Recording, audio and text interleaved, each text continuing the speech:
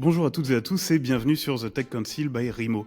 Je suis Florent Paré, je m'occupe du marketing et de la communication chez Rimo et je suis passionné par les innovations technologiques et tous ceux qui y participent. Fort de plus de 15 ans d'expérience dans les industries de la tech en général, les jeux vidéo, la cybersécurité aussi, j'aime engager des discussions approfondies avec des experts de leur métier. C'est avec grand plaisir du coup que je vous invite à explorer ensemble les défis et les tendances qui façonnent le monde des nouvelles technologies en compagnie de professionnels inspirants, dont Gwen. Bonjour, je suis Gwenaël Fourré, cofondateur et CTO de Rimo. Je suis développeur informatique depuis plus de 20 ans et passionné de technologie depuis toujours. Nous sommes là avec Florent pour vous présenter The Tech Council by Rimo, un espace d'échange et de partage pour les CTO, les directeurs informatiques, les experts en cybersécurité et tous les passionnés de technologie. Du coup, pour ce premier épisode, nous avons le plaisir d'accueillir deux experts de chez Miraculous Corp, le studio derrière la fameuse série animée française.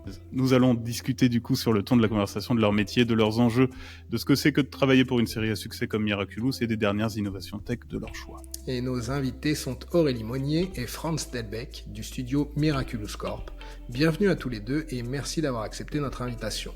Aurélie, Franz, est-ce que vous pouvez vous présenter pour ceux qui ne vous connaissent pas encore ? Écoutez, je suis technicien support chez Miraculous depuis peu. Je suis là pour fournir tout le matériel nécessaire et les softs nécessaires pour la performance et la productivité. Moi, donc Franz Delbecq, je suis le CTO de Miraculous Corp. Donc, CTO dans un studio d'animation, c'est gérer tout l'environnement technique, que ce soit informatique, développement, pipeline, pour effectivement que la prod se déroule dans les meilleures conditions possibles. Super, merci beaucoup. Et du coup, de quelle manière vous interagissez ensemble, vous, au quotidien ? Comment on interagit ensemble? C'est assez simple, c'est moi le chef d'Aurélie. Ah, bien compris. Moi, dans l'organisation de Miraculous Corp, sous le CTO, en fait, il y a trois départements. Il y a la partie IT, dans lequel travaille Aurélie, donc pour tous les moyens purement IT et informatique du studio. Il y a le département R&D avec les développeurs, et il y a le département plus CG-Sup, qui est de la partie fonctionnement de la prod, développement pipeline. Ok, ça marche. Du coup, Gwen, tu as des questions peut-être ? Peut-être pour, est-ce que tu peux peut-être nous dire en fait parce que peut-être que les gens ne savent pas trop ce que c'est qu'une pipeline potentiellement dans le monde de l'animation et en quoi ça consiste. Alors ce qu'on appelle le pipeline en animation, c'est la chaîne de fabrication. En fait, c'est la succession de toutes les étapes qu'il faut pour fabriquer une série d'animation ou un film d'animation. Et ce qu'on appelle le pipeline, en gros, c'est l'ensemble des étapes et tout ce qu'on doit mettre en place pour que tout fonctionne ensemble. Les logiciels, la partie IT, les procédures, c'est vraiment l'ensemble de la chaîne de fabrication.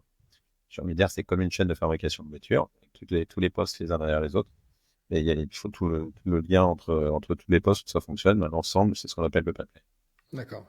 Et Aurélie, donc tu nous disais que tu fournis en fait le matériel IT pour que les gens puissent travailler. Tout à fait. Est-ce que tu t'occupes de toute la partie aussi production, rendu final, ou uniquement de la partie utilisateur, et donc des gens qui Non, travaillent sur le je projet? suis plutôt sur la partie matériel, licence. Je suis pas sur la partie rendu, en fait. D'accord. Ok. Chez nous, pour répondre à ta question, la partie rendue fait partie d'une étape de production. Ok. Dans le service dans lequel est Aurélie, donc les IT sont là pour que tout fonctionne, mais on peut très bien avoir, et d'ailleurs on a des personnes en IT qui ne connaissent pas du tout le monde de l'animation. On a des gens qui connaissent l'IT. Petit à petit, on les amène à connaître le monde de l'animation, parce qu'il y a des besoins spécifiques, Aurélie précisait, sur les licences, qui font que, voilà, les licences de, je sais pas, Maya ne fonctionnent pas la même chose que les licences Microsoft. Donc, quelqu'un qui a l'habitude de faire du Microsoft, il est un peu perdu avec Autodesk. Mais la partie rendue chez nous, c'est une étape de fabrication. En gros, c'est un truc métier. Donc, c'est dans le pipeline de fabrication. C'est pas c'est pas dans l'IT. Pour le coup, par rapport à la distinction que je disais tout à l'heure, c'est le côté CG dessus, le côté IT. D'accord. Voilà. Donc tu peux totalement venir d'une IT générale pour venir travailler dans le monde de l'animation. Est-ce que la transition se fait facilement ou c'est vraiment un univers qui est ultra spécifique? Ça, C'est un Aurélie peut en univers parler. ouais, c'est un univers très spécifique parce que les personnes qui sont dans la production sont des personnes qui connaissent quand même la base en informatique et les problématiques qu'on rencontre sont vraiment des problématiques IT. Ce n'est pas des problèmes où on a juste à débrancher, rebrancher. Non, pas du tout. C'est vraiment des problèmes IT qu'il faut résoudre, chercher. C'est plus dans la profondeur que dans le côté superficiel. On va dire ça. Et pour compléter, Gwen, c'est que tu m'aurais posé la question il y a 10 ans. Je t'aurais dit, non, le métier, c'est très, très spécifique. Il faut connaître l'animation. Voilà. Aujourd'hui, on a des problématiques IT qui sont les mêmes que n'importe quelle boîte. On a des problèmes de cybersécurité. On a des problèmes d'IT parce que maintenant, tout est informatisé dans la studio d'animation. On a une infrastructure avec du stockage, avec du Mm. réseau, avec des workstations.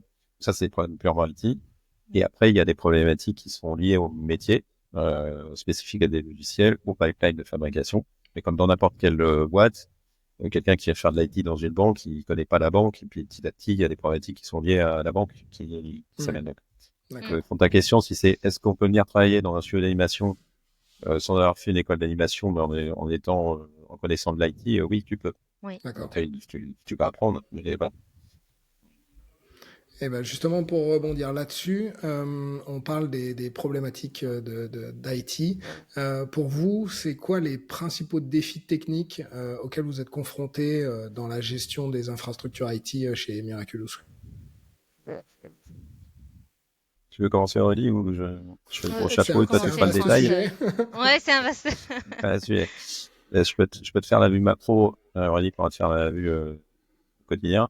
Mhm. La vue macro, c'est des problématiques je veux dire, assez classiques d'infra, c'est un stockage. On génère énormément de données. Des problématiques réseau. On a besoin de trafic réseau énorme quand on travaille sur des images HD à 24 images par seconde et qu'on fait des séries qui font 26 fois 26 minutes. Un petit calcul rapide monte vite Ah oui, ça te en représente Tera ça. et en Tera d'images. Hmm.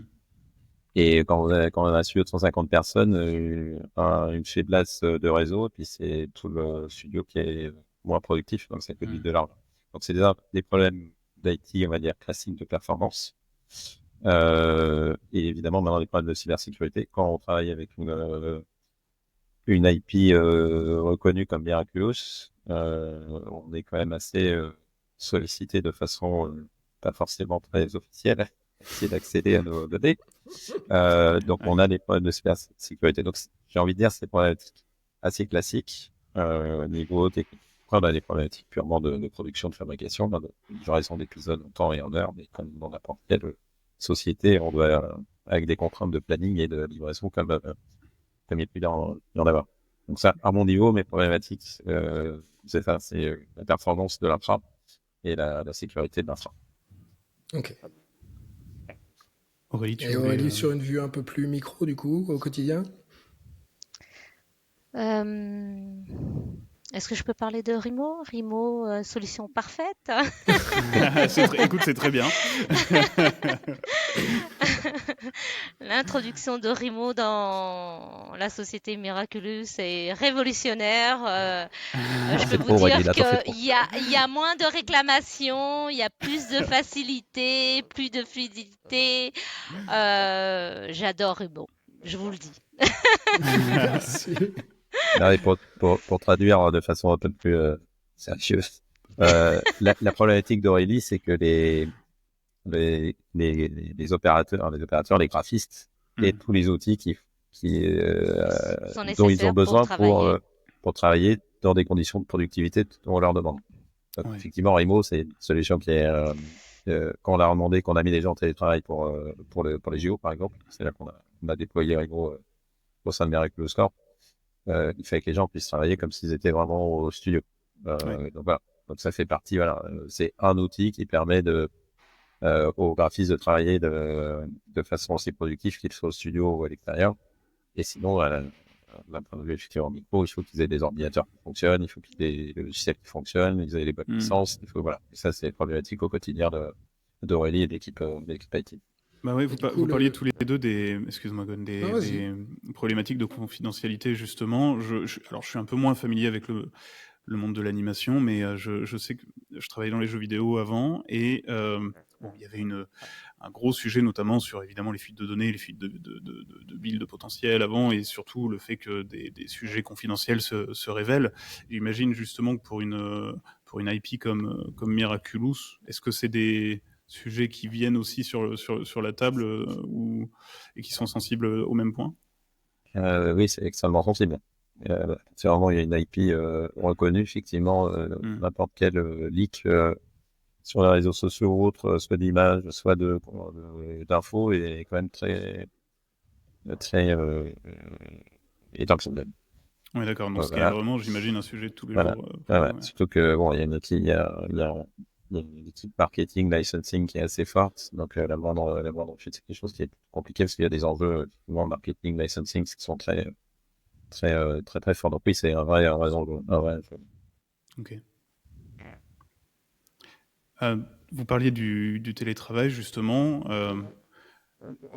Ça s'est passé quand, justement, de votre côté, l'adoption euh, du télétravail, on va dire, un peu massif comme ça? Est-ce que c'est venu avec le Covid, cette problématique, justement, le fait de devoir accéder à des machines à distance de manière sécurisée, ou est-ce que c'est venu petit à petit avec l'époque qui a changé Alors, moi, je peux en parler de mon expérience générale. C'est au moment du Covid, j'étais pas chez Miraculous Corp, mais dans un autre studio d'animation. Donc, Hmm. on a dû faire face à cette problématique-là. Les studios d'animation, globalement, au moment du Covid, étaient très peu prêts à faire du télétravail. Voilà. Ouais. Par contre, tous les studios s'y ont mis quand même très, très rapidement. Donc ça, c'est quelque chose d'important, notamment au niveau français. On a été très réactifs pour pouvoir travailler. Donc ça a commencé à se développer là. Puis comme dans n'importe quelle boîte post-Covid, voilà, le télétravail s'est mis plus ou moins en place. Donc il a fallu mettre en place des solutions donc voilà, avec différentes choses pour avoir mis en place Rimo dans le studio d'animation que j'étais précédemment. Là, quand je suis arrivé chez Miraculous Corp, c'était pas cette solution-là qui était déployée, c'était une solution avec VPN qui fonctionnait plus ou moins, mais qui m'embêtait pour une chose, c'est que nos équipes IT devaient intervenir sur des postes personnels des gens. Et ça, c'est quelque chose que je veux absolument éviter, c'est-à-dire que faut pas que les équipes IT de chez nous doivent intervenir sur les postes personnels des gens, parce que c'est la boîte de Pandore. Ouais. En dehors de potentiel problème de sécurité, c'est pas sur quoi on se connecte, on n'a pas forcément les compétences, voilà. Puis après, c'est, comme je disais, la boîte de Pandore, parce que les gens vont appeler s'ils ont un problème chez eux. Donc, c'est pas nos machines qu'on ne contrôle pas. Donc, Ouais. on a basculé avec la solution, justement, Rimo, pour permettre aux gens d'être en télétravail. Et surtout, on l'a déployé de façon massive chez Miraculous Corp au moment des JO, où on avait, pendant, allez, on va dire 2 semaines, qui est imposé le télétravail, Hmm. en étant situé en plein cœur de Paris. La peur de tout le monde était que Ouais. ça ne puisse pas vivre dans Paris, alors qu'au Vous final, étiez c'était concerné super. par les zones de restriction Non, de... non, Ok, non, on bon. était hors zone de restriction, mais bon, il y Ouais. avait quand même des gens qui venaient en transport, voilà. Ah ouais, Donc, au c'était final, galère, hein, ça, de toute ça, façon. ça aurait très bien pu se passer, c'était super. Attends, Ouais, ouais, c'est un autre sujet. Et donc, voilà, il nous fallait quand même pouvoir déployer, contrôler, et l'avantage aussi de Rainbow, c'est que la console admin, on sait qui est connecté, voilà, ça permettait de prendre le poste à distance en contrôle très rapidement. Donc, c'est dans ce but-là qu'on l'a déployé, et maintenant, c'est devenu notre solution de télétravail. Ok. Ok, Et super. les gens qui font du télétravail chez vous sont des gens qui font de l'hybride, c'est-à-dire ils viennent au bureau et ensuite ils font un peu de télétravail, ou est-ce que ça a changé votre manière potentiellement de recruter? Est-ce que vous recrutez des gens qui font du télétravail non-stop, ou vous restez quand même dans une optique à avoir des gens qui viennent au bureau? On a les deux. C'est-à-dire on a des personnes qui sont full TT parce que pas sur la région parisienne. Et par contre, les personnes en région parisienne sont en Bonne. La règle, c'est 2 jours de télétravail maximum par semaine et 3 jours sur site. Après, en fonction de la production, ça peut varier, mais on a les deux. Ok. Et du coup, comment vous gérez au quotidien cet équilibre entre les besoins créatifs d'une série et toutes les contraintes techniques qu'on a pu évoquer de votre domaine de travail? Est-ce que Euh, des fois ça rentre en conflit? Est-ce que des gens veulent faire des choses, des créatifs ont besoin de faire quelque chose et au niveau sécu ou infra ou IT, c'est un no-go et est-ce que vous avez des besoins de faire des allers-retours comme ça pour essayer de trouver un compromis à tout ça? en, bah, relis pas les infos, sinon je pourrais compléter, mais euh, moi je peux juste déjà dire côté plutôt sécurité ou autre vue macro. Oui, forcément il y a des demandes. Genre pourquoi je suis pas administrateur de mon poste. Hmm. Voilà, après je peux pas installer ce que je veux. Voilà, il y a des contraintes. On en a encore eu une hier sur pourquoi j'ai un lock de ma session dès que j'ai pas touché mon clavier pendant 5 minutes. C'est embêtant. Voilà, tout ça c'est lié à la contrainte de sécurité. Donc on a des demandes qui entrent au film et que c'est pas énorme. On essaye. La politique de la maison que j'essaye d'implémenter, c'est notamment aux IT. Attention, les IT ne doivent pas être un problème, ça doit être une solution pour les créatifs. Donc, c'est vrai que parfois ça peut rentrer en conflit, mais l'idée c'est d'essayer de répondre au maximum aux besoins de la chaîne créative, tout en restant effectivement dans des guidelines. Quand on travaille avec un studio de 150 personnes, on peut pas avoir 150 postes de travail différents. Mais c'est juste Hmm. impossible. Sinon, la pauvre Wally, elle explose en vol. Oui, parce que ça fait des postes spécifiques et quand il y a un souci, il faudra réinstaller avec des softs spécifiques. En général, on essaye de demander si c'est très important ou si nécessaire, si on peut pas passer outre les demandes et puis on s'arrange. Avec Franz, bien sûr. Et quand vous onboardez des nouvelles personnes, du coup, Franz, toi, tu as une politique d'onboarding au niveau sécurité, au niveau des bonnes pratiques d'IT? Euh, J'aimerais bien en avoir une propre écrite. C'est de facto, il y en a une dans certains usages maintenant qui sont appliqués au studio. On n'a pas, par exemple, encore de NDA signé propre, par exemple, sur tous les usages. Ça, c'est quelque chose que moi j'avais déjà implémenté dans le studio. Il faudrait qu'on le fasse. Et ça va dans le sens, théoriquement, on devrait avoir un onboarding un peu plus strict avec guide des bons usages. On a un petit livret d'onboarding qui a été fait pour expliquer qui est qui dans le studio, qu'est-ce qu'on fait, ça. Et dedans, il y a quelques infos sur les règles et les bonnes, les bons usages Un petit, de travail dans le studio. Sachant que il y a 4 ans, c'était un sujet, il fallait le faire. Maintenant, aujourd'hui, toutes les personnes qui travaillent dans le studio, ils sont tous passés dans un ou deux studios d'animation avec des contraintes de sécurité. Il y en a plus beaucoup. C'est dans un studio d'animation, c'est un peu chacun fait ce qu'il veut. Niveau IT, ça existe plus trop vraiment. Donc tout le monde sait maintenant, voilà, qu'il y a des choses qui se font pas. Il y a des règles de base de hmm. sécurité, comme ça qui sont maintenant de facto euh, apprises et connues. Je pense que dans les écoles, il y a aussi une sensibilisation à ça sur le sujet. Avec les pratiques justement qui évoluent ces derniers temps, je ne sais pas si vous êtes concerné par ça, mais notamment l'utilisation d'IA souvent dans les boîtes pour de la production d'assets, pour de l'aide à la production d'assets, etc. Ça, comment ça se passe de votre côté, ce genre de sujet, par exemple? Est-ce que c'est plutôt des membres de l'équipe créa de manière isolée qui vont tester des choses et qui du coup vous allez devoir adapter les pratiques de votre côté, ou au contraire c'est des politiques que vous mettez en place avant? euh, Alors, pour l'IA, alors nous on fait partie d'un groupe qui est le groupe Media One, mhm.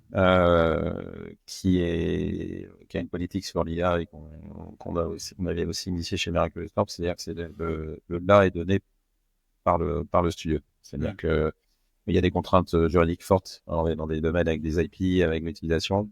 On va pas s'amuser à inclure dans nos programmes des choses qui ont été gérées par une IA dont on n'a pas les droits. Parce que là, pour le coup, c'est contractuellement, d'ailleurs, avec nos clients, on n'a pas le droit. Voilà, c'est Ok. ça. Donc non, c'est très encadré. Ça veut pas dire qu'on bride. Mhm. Encore hier, j'ai fait faire une formation mi-journée au studio pour une quinzaine de personnes pour sensibiliser et apprendre. Donc on met en place des choses petit à petit, mais de façon quand même très encadrée. Mais on ne bride pas. Si quelqu'un a envie, on écoute ce qu'il a à nous dire, ce qu'il veut faire, essayer de lui trouver des outils, mais faire quoi, c'est très encadré parce qu'on est dans des domaines avec des IP et ça c'est très compliqué. C'est une démarche intéressante, ça. Et, Ouais. et d'ailleurs, on a des directives du juridique très fortes. Hein, c'est utiliser l'IA en B2B, oui, mais pas en prod. Parce que donc là on parle d'IA, donc là on est plus sur des IA génératives Oui. pour le monde de la créa. D'un point de vue tech, est-ce que vous utilisez de l'IA ou vos équipes utilisent de l'IA pour de l'aide, pour gérer les infras, pour générer des scripts, pour des choses comme ça? Est-ce que c'est une Alors, pratique qui est mise en place un petit peu, qui se démocratise?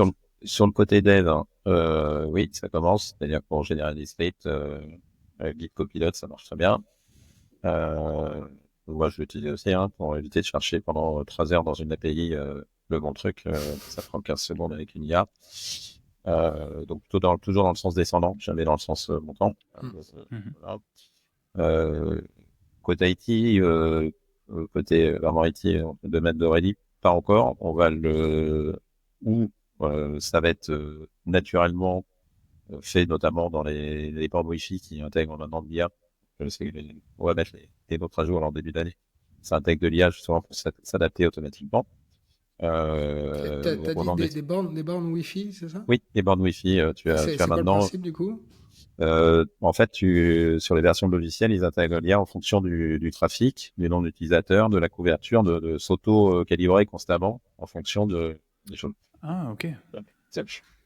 Entre nous, je appelle ça de l'IA, c'est juste de l'algorithmique avancée. Ouais. Il y a beaucoup Ouais. d'IA là-dedans, mais voilà, c'est pour dire que petit à petit, l'IA, on va l'utiliser en IT sans même s'en rendre compte, dans tous les... il met tout ce qui est pare-feu, tout ce qui est protection en cybersécurité automatiquement. Là, il va y avoir de l'IA qui se met en place, mais on utilisera de facto parce que ça sera dans la mise à jour d'une version de firewall ou autre, ou de déploiement d'infra. Voilà. Mais aujourd'hui, il y a pas, sauf si je me trompe, Aurélie, que je joue de l'IA dans votre com, je pense pas. Non. Et Pas Aurélie, du tout. de ton côté, tu parlais de fait d'essayer d'avoir toujours les mêmes postes pour simplifier la gestion de l'IT au quotidien et pas se retrouver à devoir gérer des postes qui sont spécifiques pour chacun des utilisateurs. Tout à fait. Chez vous, vous travaillez essentiellement sous Windows ou vous avez des gens qui demandent à travailler sur Mac, d'autres sous Linux? Est-ce que vous avez des catégories de machines pour des catégories d'utilisateurs ou est-ce que tout est unifié Alors, pour les artistes, c'est principalement Windows. Mais Mhm. pour les administratifs, ça peut être Mac ou Windows, ça dépend. D'accord. Vous faites pas du tout de Linux?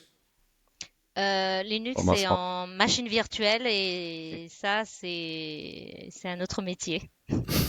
C'est plus pour le déploiement d'outils Les peut-être? ouais, administrateurs, c'est plus, voilà. ouais, Moi, à mon niveau, non.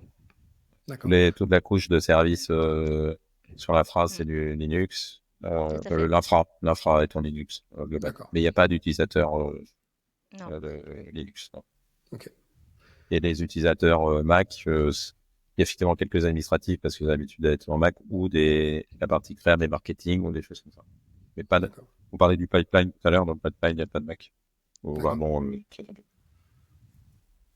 Ok. On parlait des technologies du coup comme l'IA. Est-ce que vous en voyez d'autres qui vous impactent en ce moment, qui sont des challenges un petit peu tous les jours ou qui ont impacté récemment? Bon, on a vu le télétravail justement avec des technologies comme Rimo. Il y a aussi l'IA. Qu'est-ce qui ces dernières années se dessine en tendance? nous, dans le pipeline, c'est l'introduction du temps réel. On Ouais. a basculé, on a monté un pipe justement quand les nouvelles saisons de Miraculous basées sur un raid. Ah, génial. Donc voilà, c'est un gros impact parce que c'est plus vraiment la même façon de travailler. C'est une nouvelle technologie qu'on découvre au fur et à mesure qu'on avance en prod. Il faut s'imaginer que c'est un petit peu encadré quand même. Ouais, c'est sûr. Pour revenir à l'analogie de la fabrication de la voiture, c'est comme si vous fabriquiez votre chaîne de fabrication de voiture au fur et à mesure que la voiture avance. dans la chaîne de Ouais. fabrication. Hmm. Voilà. Quand on a démarré la prod, la chaîne de fabrication n'était pas, n'était pas faite. Ouais. On découvre cette nouvelle technologie, c'est un jeu vidéo. Je pense qu'on est la première grosse IP à faire une série aussi lourde que sur Unreal, avec des problématiques d'image finale, et des exigences de série télé limite long métrage, qui ne sont Ouais. pas celles des problématiques de jeux vidéo. Mm. Donc ça pose beaucoup de problèmes. Ça, pour le coup, c'est une technologie qui a été un game changer chez nous dans l'animation, parce que ça change les métiers, ça change la façon de fabriquer, ça change la façon de produire, ça change la façon de suivre Ouais. le projet, et voilà, on se remet en question concernant. Et C'est pour, quoi pour ceux qui connaissent Vas-y. pas forcément, parce que est-ce que tu peux nous expliquer l'ancienne méthode d'une pipeline avec les rendus, etc. Comment on fabrique entre guillemets une série animée par rapport à une utilisation en temps réel avec un moteur comme Unreal? Alors, dans un pipeline de fabrication euh, d'une série 3D, on va commencer par fabriquer nos assets, par exemple, nos personnages, nos décors, nos accessoires 3D. On va leur mettre une texture, on va leur mettre un squelette pour pouvoir le faire bouger. Ça, dans les deux domaines, c'est exactement pareil, ça change pas. On va les animer, ça change pas. Après, par contre, quand on va vouloir mettre de la lumière, compositer, faire les mouvements de caméra, faire l'image finale, on va dire dans le pipeline traditionnel, on avait des logiciels pour faire ça, puis après, fallait que ça parte en calcul. Et parfois, pour calculer une image, c'est plusieurs heures. Il y en a 24 par seconde. Et souvent, quand on calcule une image, il y a ce qu'on appelle des couches, c'est-à-dire un personnage 1, un personnage 2, des corps, etc. Donc, vous pouvez se retrouver pour calculer un plan. Ça pouvait prendre 24 heures de calcul sur 40, 50, 100 machines. C'est là que ça partait dans des fermes de rendu, hein, c'est Ce ça qu'on appelle des fermes de rendu. Mm. Enfin, petit exemple, dans le studio où je travaillais avant, on avait une ferme de rendu de 500 machines. Ok. Voilà. Et Qui bien sûr, pouvaient tourner parfois c'est des 24, GPU qui 24. tournent là-dessus. C'est CPU. C'était C'est des des CPU, d'accord. ok. CPU, Ok. voilà. Pour les moteurs de jeu temps réel, le logiciel qu'on utilise, qui s'appelle Unreal Engine, un autre qui s'appelle Unity, là, ça se fait entre guillemets en temps réel, c'est pas tout à fait temps réel, mais c'est plus rapide. Là, pour calculer l'image finale, c'est quelques secondes. Sur les machines. Oui. Donc, Oui, gros gain dans le vrai circuit de game changer. production. Gros gain. Mais il y a d'autres problématiques. On a moins de contrôle sur la finesse de ce qu'on veut sur l'image, comme ça. Donc, il faut faire des compromis qu'on n'était pas obligé de faire avant. Parce qu'avant, on pouvait faire un compromis. On pouvait dire, bah, ok, je veux quelque chose d'extrêmement poussé en termes de rendu. C'est pas dans les cheveux. Ça consomme plus tellement. Dans les cheveux, dans les vêtements. Et là, on se disait, bah, bon, allez, au lieu de calculer l'image pendant 2 heures, on va calculer pendant 3 heures. C'était juste un problème de temps machine. Je parle pas de problème écologique, hein. Ça choquait beaucoup, ça beaucoup, mais on y arrivait. Il fallait juste, ça coûtait plus cher en rendu. Avec les moteurs de jeu temps réel, il y a un moment, vous êtes assez limité. C'est pas une question de puissance de rendu, c'est la capacité du moteur à pouvoir le faire, le moteur de rendu. Ok. Voilà, donc on a des limitations. Il faut jongler avec, par contre, en termes de justement de temps de rendu, de souplesse. Voilà. Quand on ouvre des scènes aussi, quand on a un environnement riche avec plein de personnages, écran décor, en mouvement de caméra, aujourd'hui ça reste encore fluide, mais sauf pour des traditionnels, ça peut scotcher un petit peu pour travailler, c'est pas forcément fluide. D'accord. Et peut-être, est-ce que ça change quelque chose dans c'est vraiment une question parce que je sais pas, hein, dans la gestion de la physique. J'entends peut-être que quand tu parles de finesse, justement, quelque chose qui nécessitait des heures de rendu, etc., vous aviez plus la main sur, en tout cas, pas forcément besoin d'avoir un moteur physique très poussé parce que vous pouviez lui faire ce que vous vouliez, alors que j'imagine qu'avec les physiques du moteur de jeu, vous pouvez pas ruser de la même manière, typiquement. Oui, mais il y a beaucoup de plugins et il y a beaucoup de lances pour le coup dans les jeux vidéo. On aime bien avoir de la physique partout. Ça, il y a des choses qui existent. Alors, on a un contrôle un peu moins fin, mais on peut rendre un environnement beaucoup plus riche et faire beaucoup plus de choses facilement. Donc, dans les sujets d'animation, hein, vous allez voir comme n'importe quelle nouvelle technologie, vous aurez des gens qui disent voilà, c'était mieux avant, et puis d'autres qui sont pour la nouvelle techno. Donc, il y a des gros avantages et quelques inconvénients qu'on peut plus travailler comme avant. Donc, il faut travailler avec le nouvel outil. Voilà, c'est un peu une découverte sur ça dans l'animation, mais ça apporte quand même beaucoup de fluidité, de rapidité qu'on avait pas avant. Ok. Aurélie, de ton côté, ça t'impacte comment ces choses-là? La place sur les machines. Non.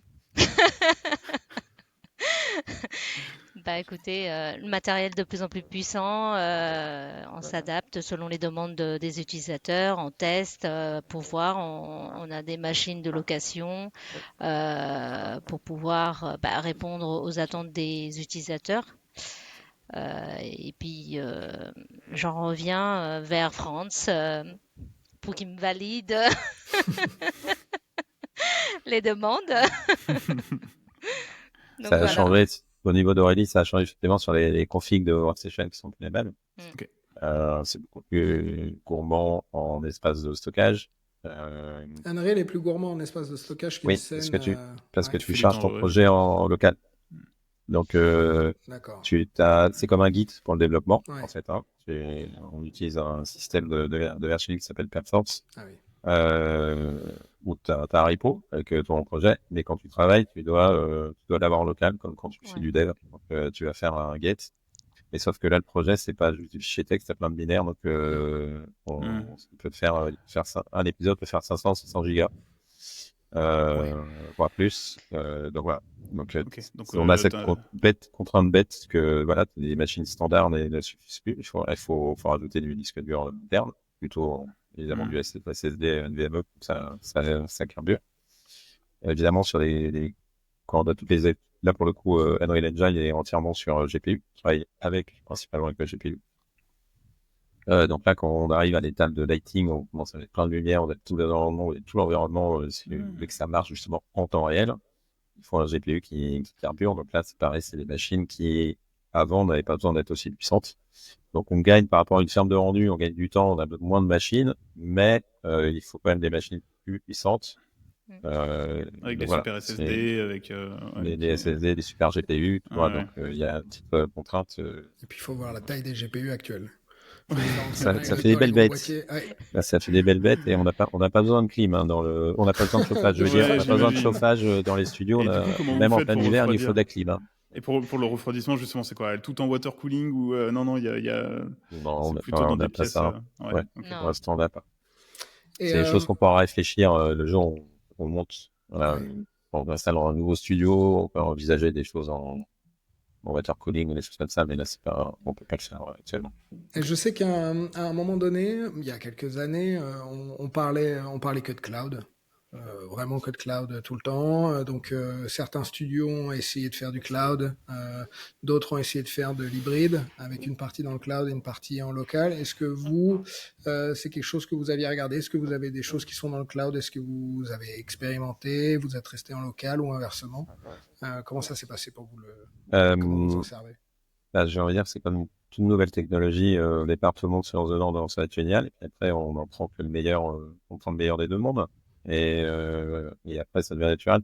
Nous, on a les deux, on a des choses dans le cloud, notamment pour du backup, certains trucs de dev, ou des choses comme ça. La prod, très peu, pour à la fois des raisons de sécurité, puis à la fois de coût. Hein. On n'est pas, on parle tout à l'heure, je vous parlais de Tera de stockage, on fasse du 24 images secondes dessus, donc attention. On utilise du cloud pour la communication avec nos partenaires, c'est-à-dire fini les échanges de disques durs, fini les FTP, on reste faire du service cloud sécurisé. Ouais.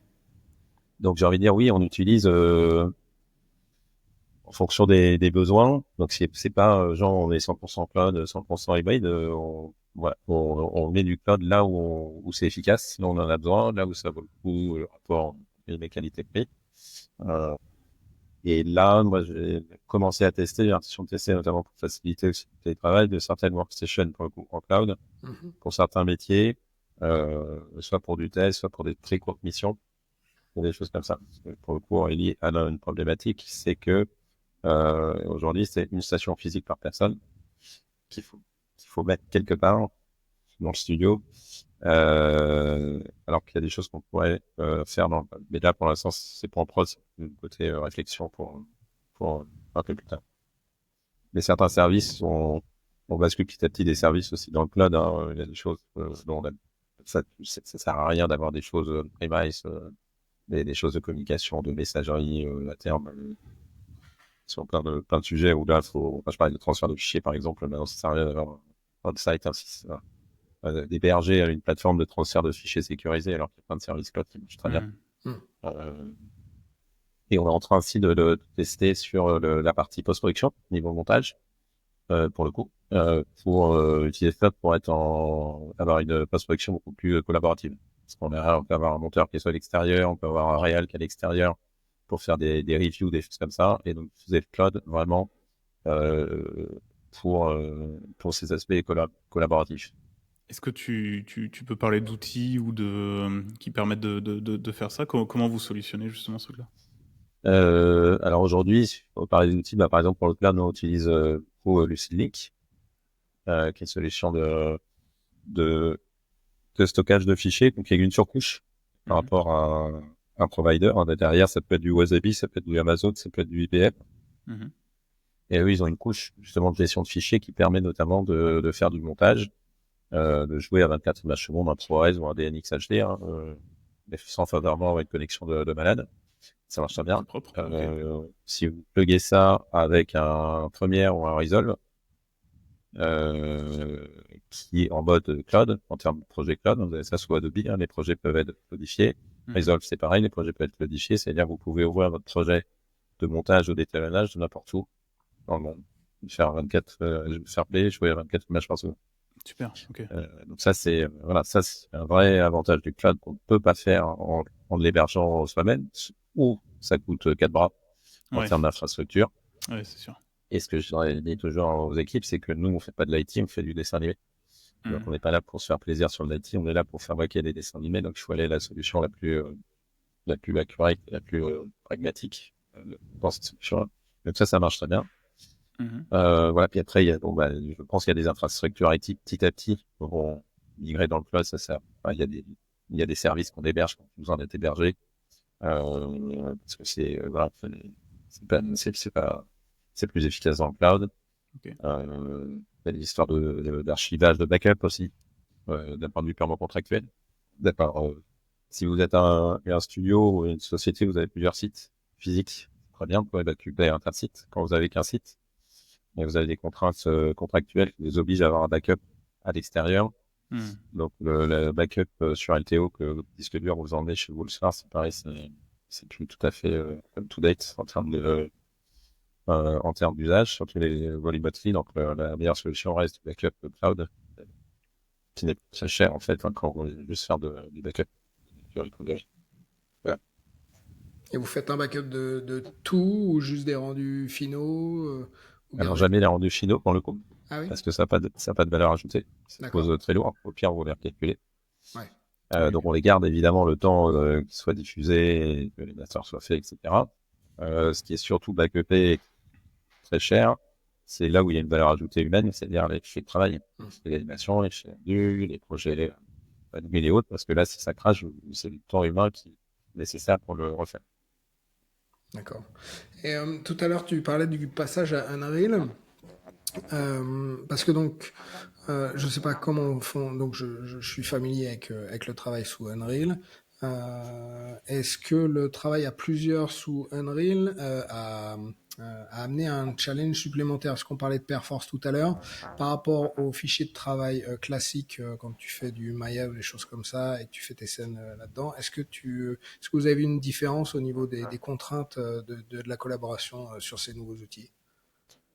Alors, il y en a. Alors, le fantasme de tout le monde travaille en même temps sur la même scène, ça n'existe pas. Même si techniquement, c'est peut-être faisable, dans la pratique, on a sur une série de 26 épisodes de 26 minutes, il y a des contraintes de timing, de livraison, des choses que de toute façon le travail est resegmenté, parce que c'est une chaîne industrielle en fabrication, donc c'est pas un court métrage, on est quatre personnes qui travaillent dessus en même temps.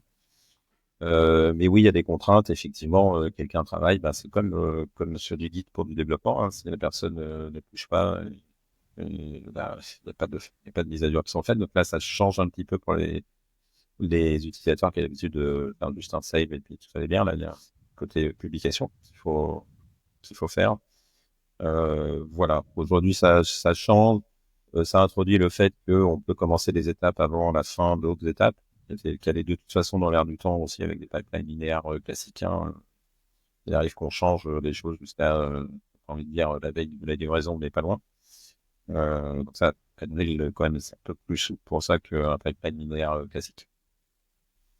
Voilà, donc ça, oui, ça change les usages. Ça va encore un peu plus échanger parce que là, on en est vraiment au début. Donc, on a tendance en termes de fabrication, à reproduire les modèles que tout le monde connaît. Ouais. Voilà, n'importe quelle nouvelle technologie, il faut petit à petit, voilà, s'adapter à ces nouvelles technologies pour travailler en fonction de ces contraintes-là. Et donc, au niveau de la production, de la gestion de production, c'est pas tout à fait la même chose non plus. Donc, voilà.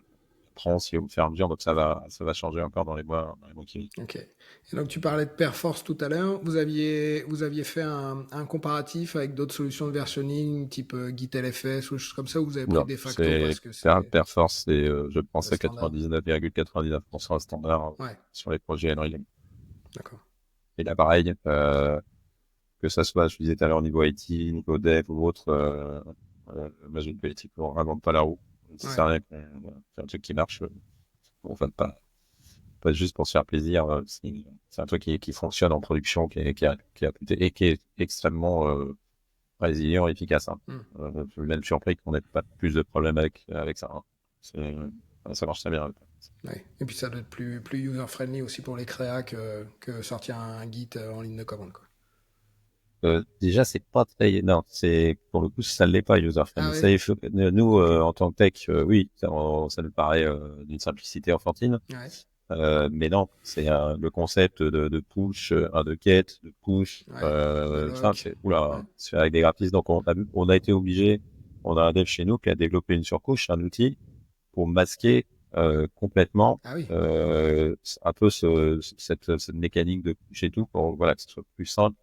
Parce qu'au début, on a eu plein de problèmes de gens qui faisaient pas bien leur push, ou ils faisaient pas bien leur get à mon travail, donc après, il fallait racheter Ah oui. le passé. Voilà, donc, non, c'est quelque chose, c'est un workflow de très IT. Ouais. C'est comme Git. Et un artiste, le Git, c'est inexplicable. Le principe, de Git, c'est inexplicable à un artiste. Il comprend pas. Donc, ce qui est normal, c'est un truc, voilà, c'est un truc de donc, voilà. Donc, non, il y a besoin il y a besoin de formation, il y a besoin d'une surcouche pour un peu masquer toute cette mécanique. Ok. Ça, par exemple, c'était une découverte, au moment pendant la fabrication, c'est un truc. Quand le pipe a été mis en place, je pense que les CJ, tout ça, pensaient que c'était naturel, que ça allait passer comme une lettre à la poste. Ouais. C'est aperçu que non, c'était une petite épine dans le pied qu'il fallait résoudre dans le pipeline pour que ce soit plus simple. Vous vouliez partager d'autres choses peut-être concernant votre métier, votre mission, ou c'est bon pour vous? Je sais pas, Aurélie, t'as pas beaucoup parlé, mais ça m'a pas beaucoup. Parce que je te laisse parler, Franz. C'est pas souvent, c'est bien. Tu sais que je sais me taire quand il faut. Non, qu'est-ce que vous voulez savoir de plus, hein? Bah, c'est plus pour ceux ceux qui écoutent, s'il y a des problématiques, des choses au quotidien, de la gestion au quotidien Que l'on n'aurait se pas pensé. différencient voilà, par rapport à un métier classique dans l'IT. Je ne pense pas. On rencontre les mêmes problèmes que d'autres métiers. Il y a le côté relationnel parce qu'il faut savoir communiquer avec les utilisateurs et utiliser le vocabulaire approprié. Parce que quand vous utilisez trop les vocabulaires techniques, ben, c'est incompréhensible. Ouais. Aller au plus simple. Euh, c'est le résultat qui compte, surtout, parce que derrière, ben, il y a des pertes de temps de travail. C'est surtout ça. Moi, je sais que ma hantise, c'est l'écran bleu. Ça Parce que ça existe prend du encore temps. l'écran bleu Oui, ça existe encore, l'écran bleu. Ouais. Ça existe encore et ça prend du temps parce que bah, il faut sauvegarder le travail, pouvoir récupérer. C'est surtout ça. Sur le... Après, après on gère. Après, c'est le quotidien, accès au serveur, accès, voilà. Donc ça, c'est gérable.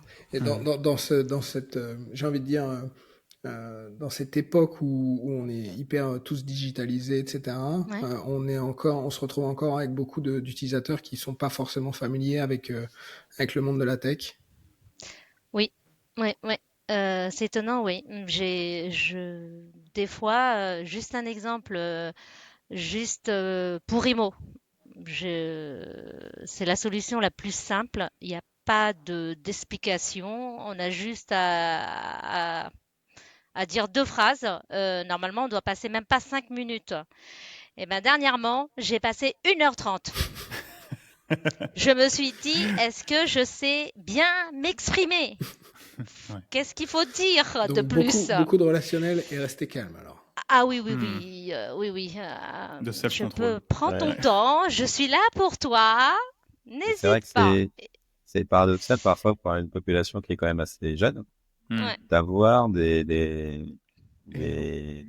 pas des lacunes, mais non, mais c'est vrai. sur la technologie, alors que c'est des gens qui jouent avec la technologie tous les c'est jours avec ça, un portable, c'est sur ça. des Ouais. choses parfois, Et c'est là que je trouve que se dessine un petit peu, même justement dans les populations les plus jeunes, vraiment deux types d'utilisateurs, quoi. Il y a les consommateurs, réellement, Oui, c'est qui ça. utilisent vraiment la technologie, en fait, pour consommer du contenu et accéder à des plateformes relativement simples, plutôt, voilà, pas en acteur, on va dire. Et dès qu'il faut effectivement devenir un peu plus acteur, rentrer dans les détails, et là, on passe dans une autre catégorie, C'est ça.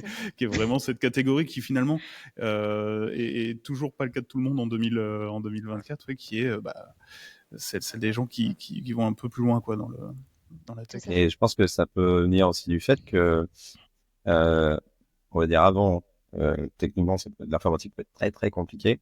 C'est vrai qu'à une époque, un artiste, vous pouvez dire, attends, mon poste, je sais pas ce que vous faites, expliquez-moi. Ouais. Les outils sont très démocratisés et c'est devenu plus simple, hein, des Rimo ou autres.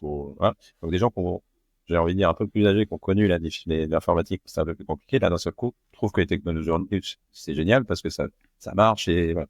Et à l'inverse, peut-être que la population plus jeune qui a l'habitude d'avoir des services qui sont super efficaces en ligne sur les portables et tout, parce que développés par des plateformes, des Mhm. éditeurs logiciels avec d'énormes moyens, quand ils arrivent dans un studio d'animation, ça reste encore un peu d'artisanat dans certains studios, hein, on est 150 et encore on est un gros studio, comprennent pas que tout se fait pas tout seul en appuyant juste sur un bouton et parfois il faut faire 3 clics et pas un seul. Donc Non. il y a peut-être ça aussi, qu'elle est habituée que tout était simple sur des services qu'ils ont l'habitude d'utiliser en ligne, que dès qu'il faut, voilà, ça peut être réfléchir un tout petit peu, voilà, je sais pas. Ah, peut-être, ouais, ça Peut-être compte. un peu de ça. Mais du coup, Aurélie, tu parlais justement de vulgarisation auprès des autres équipes. C'est vrai qu'on rencontre un petit peu tout ça dans la tech, mais justement, qu'est-ce que vous faites, vous, est-ce que ça passe par de la formation interne? Vous en parliez un petit peu tout à l'heure, hein, sur d'autres sujets, mais est-ce que ça passe par de la formation interne ou je sais pas, peut-être que vous écrivez des petits bulletins sur les nouveautés de la tech en interne? Comment ça se passe? Bon, on n'en a pas vraiment discuté. Ok. Il y a sur les choses internes, en gros, il y a l'équivalent d'un wiki où il y a des procédures qui peuvent être Oui, mises, c'est ça ça. leur permet Hmm. d'avoir un premier voilà, niveau de support. Si ta question, est-ce qu'on fait de la formation sur de la techno, de la veille techno, non. À part, voilà, sur la technologie, tu vois, hier, je disais que j'avais monté une formation Ouais, oui, mi-journée, ça hmm. pour, donc c'est plus sur C'est du ponctuel. la grosse, entre guillemets, la grosse techno, quoi, des vrais, des game changers en termes de technologie. Ok. Euh, voilà, mais sinon, non, c'est plutôt des bonnes pratiques. Voilà, Bah, essaye de en bien les formater général, quand ils arrivent. ouais. En général, bah pour Imo, on leur fournit le guide de Mhm. l'utilisateur. Mais comme vous savez, qui dit guide, Personne ne c'est lit. barbant, on lit pas. Donc on préfère. On fait une vidéo. On va faire une Ouais. vidéo. Il se retrouve dans le chat GPT résumé en 3 points C'est importants. Et ça. puis... Non, non, je préfère l'assistance humaine. C'est beaucoup plus Ouais. agréable que de lire avec des images. Ça passe pas non plus. Bon, Ouais. ben, écoutez, Mm, hein, Et pourquoi pas. je suis d'accord avec toi, Gwen, de faire des petits tutos vidéo, mais Hmm. c'est très long à faire. Donc on a, Ouais.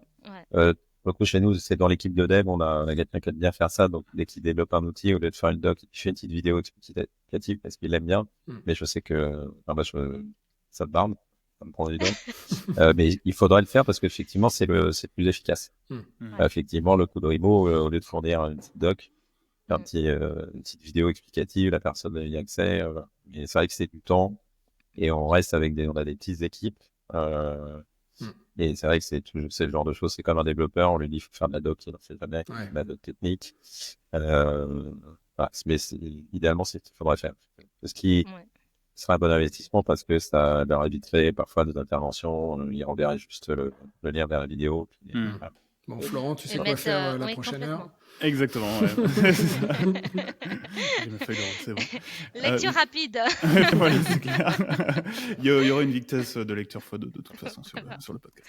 Et je voulais ajouter par rapport aux problématiques de l'équipe IT, je pense par rapport à d'autres domaines, c'est gérer les flux d'arrivée et de sortie parce qu'on est un domaine où on travaille d'un seul coup, on a besoin de 15 graphistes en plus pendant 15 jours, ils repartent. Voilà, on n'est pas on a un run de certain nombre de personnes, mais voilà, il peut y avoir des coups de boost, des choses comme ça.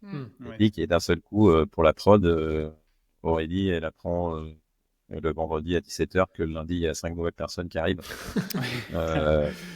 Et on n'est pas un groupe, une société souvent grosse pour dire, je m'en fous, j'ai un stock de 100 machines d'avance qui sont toutes prêtes, c'est pas le cas. Donc il faut gérer avec les stocks, il faut gérer avec tout le process, notamment de sécurité. On peut pas faire démarrer quelqu'un du jour au lendemain.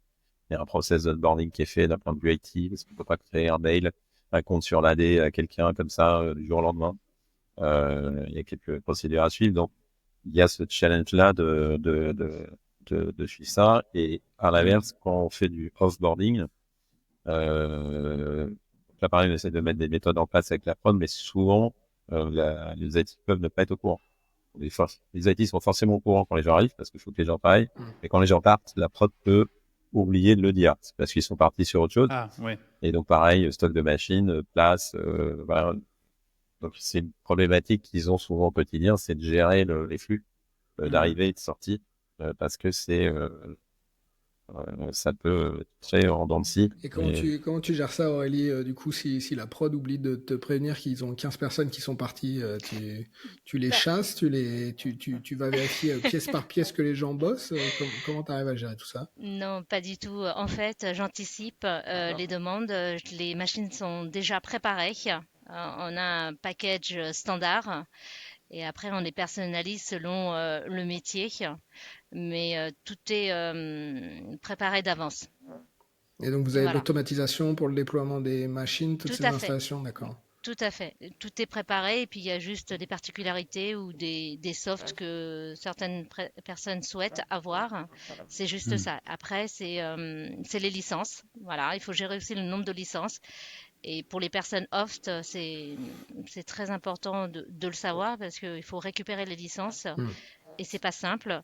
Dans d'autres situations, quand on n'a pas de machine, on regarde le planning de chacun qui est en vacances pendant une semaine, 2 semaines. Le temps de... C'est arrivé ça. Le temps de recevoir le matériel nécessaire, mais il faut avancer, il faut répondre aux besoins de la prod. Et en fait, je me rends compte qu'il faut être vraiment une très bonne gestionnaire, anticiper les choses et pouvoir répondre. Et lorsque la personne arrive et tout le matériel nécessaire pour travailler, voilà. Oui, tu peux pas te permettre. On les met à l'aise aussi, bien sûr, avec un petit café en attendant. C'est bien. La machine boot, l'écran bleu. Parce que des fois, on ne pouvait pas récupérer les machines la veille pour le lendemain parce que la personne travaille. On ne pouvait pas leur dire « Ah, il est temps de partir, j'ai besoin de ta machine. » Non, c'est pas possible. Et pour rebondir sur le problème des licences, savoir que dans le domaine de l'animation, il y a des licences qui peuvent coûter très cher. Donc, si on peut éviter d'acheter des licences, maintenant c'est la location, mais on rachète très rarement des locations au mois, souvent c'est à l'année, sinon ça coûte encore beaucoup plus cher. C'est de jongler avec le nombre de départs d'arrivée pour éviter d'être obligé de s'engager sur des locations de logiciels qui peuvent coûter 2, 3, 4, 5 000 euros à l'année. Voilà.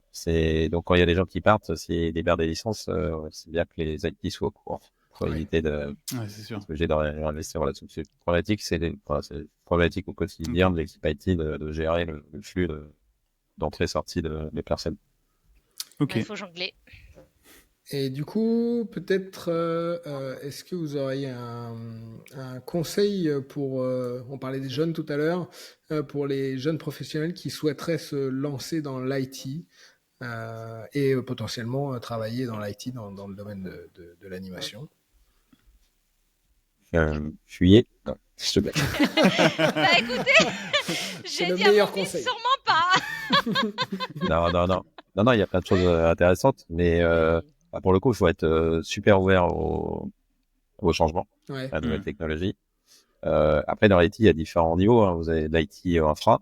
Vous pouvez travailler avec un casque sur les oreilles toute la journée et être un peu dans votre bulle et des choses comme ça. Et puis, il y a de l'IT, vous êtes au contact de gens. Donc, ce que disait tout à l'heure, il faut avoir du relationnel. Ouais, ça avait l'air d'être beaucoup de social et de gestion. Du c'est pas donné à tout le service. monde, ouais. Voilà. Non. J'ai envie de dire, moi, j'ai toujours connu l'IT dans l'audiovisuel, hein, cinéma, vidéo ou animation. Je ne connais pas l'IT dans d'autres domaines. L'avantage, c'est que dans notre domaine, bah, c'est quand même sympa. On voit des images à la fin. Ouais. On participe à la fabrication d'images. C'est un environnement qui est quand même assez sympa en termes d'ambiance de travail. Il y a des contraintes de fabrication, de productivité comme dans n'importe quel domaine d'activité, mais c'est quand même un milieu assez sympa. Mais c'est voilà, faut être passionné de technologie. Hein, de toute façon, ça dans l'équipe, comme ça bouge tellement vite. Voilà. Et c'est devenu beaucoup plus. Je pense qu'aujourd'hui, c'est des gens doivent être beaucoup plus généralistes. Avant, voilà, les IT plus infra, plus réseau, des IT faut stockage, s'intéresser à tout maintenant. des IT front, des choses comme ça. Aujourd'hui, voilà, le profil type DevOps est quand même très recherché de quelqu'un qui est capable de monter une infra, d'installer des logiciels, voilà. Parce que bon, tout est un peu connecté.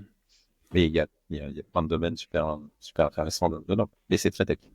Ça, L'avantage, c'est qu'on fait pas de tableau Excel ni de présentation pour. Il faut faire de la doc quand même un peu, non? Faut faire de la doc, ouais, mais ça ne faut pas beaucoup non plus. Mais voilà. En tout cas, on passe pas sa vie à faire des tableaux Excel. On met tous les mains dans le cambouis. Ok. Aurélie, tu voulais peut-être donner toi aussi ton conseil à ceux qui se lancent. Moi, je dirais qu'il y a, en fait, il y a beaucoup de relationnel et de la veille technologique. Et quand vous intégrez une société comme l'animation, il faut s'intéresser aussi à leur logiciel, connaître le processus de production. C'est pas simple, je vous le dirai. C'est pas simple de comprendre. Mais les artistes sont là pour vous expliquer. Vous pouvez directement leur demander et ils vous expliquent leur métier. C'est un métier qui est dur, très dur. Il y a beaucoup d'imprévus. C'est un métier d'homme, je vous le dis, clairement. Sachant qu'il n'y a que 10% de femmes qui représentent. Ah oui. Oui, 10% dans ce métier-là. Et... Attention, dans le domaine tech, hein, parce que Tech, oui, dans le 10%, studio, c'est. oui. Dans le studio, j'ai envie de dire que c'est Il y a presque beaucoup- la parité, voire plus de femmes. Oui, on dans parle les- vraiment C'est du ça. côté IT. Ouais, côté IT surtout. Et voilà. Compris. Bah, merci beaucoup. Pour finir, est-ce que vous avez une actualité tech qui vous a particulièrement marqué ces derniers temps que vous souhaiteriez partager? Là, comme ça, vas-y, on y va. Alors, moi récemment, j'ai entendu qu'il y avait une nouvelle technologie Bolt. Ça vous parle ou pas? J'ai vu passer ça, oui. Ouais, et il y a un mois, je crois. Et apparemment, c'est révolutionnaire. Vous pouvez créer des sites facilement. C'est ça? Je l'ai vu passer, mais littéralement il y a 1 ou 2 jours. Et là, côté dev, je pense que il y a à s'inquiéter. Mais non. Ah ouais, Non. à ce point-là. Oui, il est très performant. C'est C'est de l'IA, je crois. Ah, donc Je suis pas allée. c'est un prompt Ah, c'est pour. bolt.new, c'est C'est ça? ça. .com, quelque chose Hmm. comme ça, oui. Et puis Ouais. C'est pour faire sinon, des d'autres web apps, choses. des web Tout apps à en fait. prompt. Ah, mais D'accord. oui, on voit Ouais, passer pas mal de posts sur LinkedIn qui s'en servent, je ouais. crois, effectivement. Ouais. Ça démarre bien là. Et sinon, XZ, ça vous parle? Non, je pense pas. C'est un fichier décompresseur que quand vous chargez sur, c'est surtout sur des OS Debian, Linux. Ouais. Comment ça C'est s'écrit? pour hacker XZ. XZ. XZ? XZ. Juste ça, ok. Ouais. Et sinon, il y a d'autres choses aussi. Ashley Madison, ça vous parle? Non. Non, vas-y, attends, on Ah, découvre. on C'est découvre cool. plein de trucs, c'est trop Ah bien. bah, On aurait c'est dû le faire but, c'est le but de cette podcast rubrique. sur tout ça. Ouais, c'est ça, exactement. C'est aussi du piratage, mais c'était du piratage sur un site de rencontre d'infidélité. Ah. Ah, mais oui, ça, On veut pas oui, savoir, oui. Aurélie. Bah écoute, Oui, oui, oui. Où mais toutes c'est les surtout données avaient qu'ils ont fuité, pu effectivement. récupérer toutes les données. Derrière, Mm, Ah oui. on cherche les hackers, mais on n'a toujours pas retrouvé. mm. Par contre, XZ, ils ont retrouvé. Je pense que c'est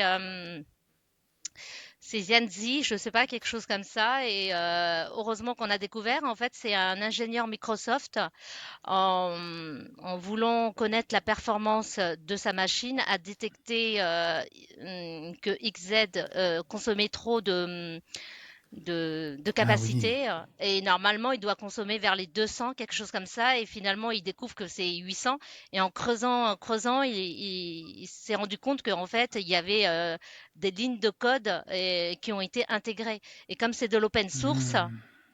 et heureusement qu'il l'a découvert un mois après, parce que sinon c'était catastrophique, les banques, voilà. Ah oui, oui, Ça oui, c'est je pas vois mal. effectivement Ouais, sur comment ça marche. Ils disent un piratage digne d'un film d'espionnage secoue le monde de la c'est tech. ça. Ouais. Ah ouais, d'accord. Je vais lire ça avec attention. Il y aura peut-être une série Netflix. Et sinon, sinon il y avait aussi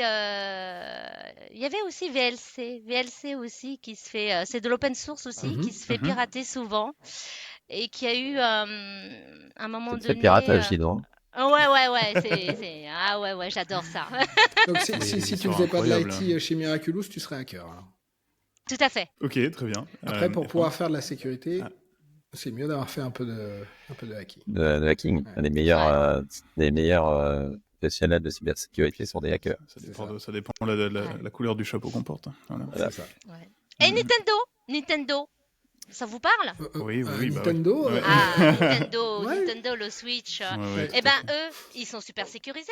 Et Ouais. la Ouais. faille, qu'est-ce que c'est la faille? C'est les composants. Oui, On n'y ah, pense mais pas. ça je l'ai vu, ça je l'ai vu, ils en ont parlé Ah, dans le podcast justement de Micode. oui, c'est ça. Ouais, Ah, ouais, ça, absolument, j'ai c'est adoré, j'ai super bien. adoré. Ouais, Ouais. c'était pas Trombone et possible tout ça. c'était pas possible de hacker la Switch et en Oui, fait ça a été rendu possible à cause via d'une un puce. trombone, ouais. Oui, Ouais. trombone, mais une puce qui n'est pas, qui est ancienne, qui n'a pas été mise à jour, et c'était une Ouais. faille. J'ai trouvé Ouais. ça extraordinaire. Ouais, et ils ont dû lancer un autre hardware, du coup, enfin un Tout hardware à mis fait. à jour Ouais, pour pouvoir faire ça. Et ouais, assez incroyable. Le ouais, podcast Micode, il l'explique très bien, ouais, justement. ouais. C'est vraiment à écouter. Ok, bah Ah, j'ai merci Aurélie. savouré. Ah là là. Ah bah ouais, non, l'histoire est Ah assez ouais, folle, vraiment, ça vaut le coup ils ont d'écouter. fait tout le travail était bien fait, Hmm. sauf que voilà, matériel informatique, composants, Ouais, c'est comme quoi, hein, important. c'est vraiment juste, tu vas avoir la protection parfaite. Le trombone, ils y avaient pas pensé. Tout à C'est fait. comme ça. Comme quoi, C'est la ridicule, sécurité, mais voilà. tu ne peux pas Non, non, sécuriser à 100%, il faut Voilà. apprendre à mitiger. exactement. Et justement, VLC, le créateur, disait que on ne sera jamais protégé, il y a toujours une faille. Hmm, hmm. Mais heureusement qu'on a Ah, l'idée, c'est de des réduire développeurs les bénévoles potentialités. pour suivre les lignes de code et de surveiller. Ouais, tout à fait. Voilà. Franz, du coup, de ton côté, est-ce que tu as une actu Ouais, tech? ouais, les lectures tech, moi, en ce moment, c'est plutôt l'IA appliquée à Mhm. l'animation. Je pense qu'on arrive à un moment où des sauts d'IA, il y en a des milliers, il y en a partout. Mais on arrive à une maturité sur certaines choses pour commencer à réfléchir à des vrais pipelines Mhm. de fabrication. Et il y a des choses qui sont quand même assez intéressantes en termes de modélisation 3D.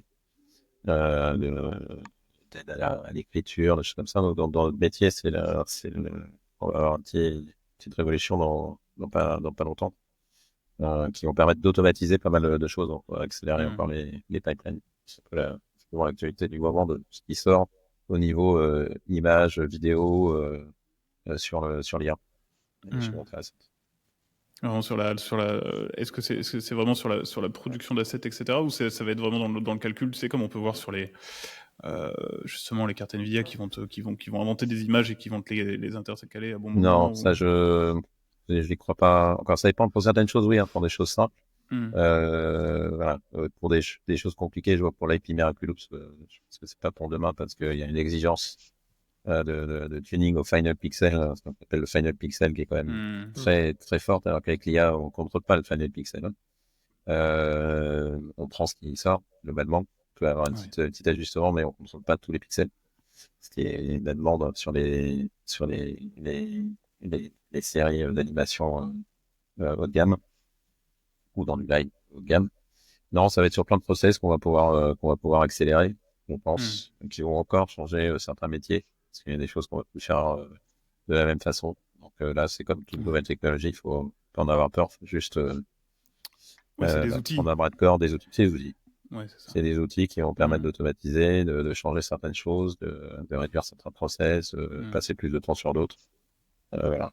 C'est un peu l'actualité du moment et qu'il faut suivre sans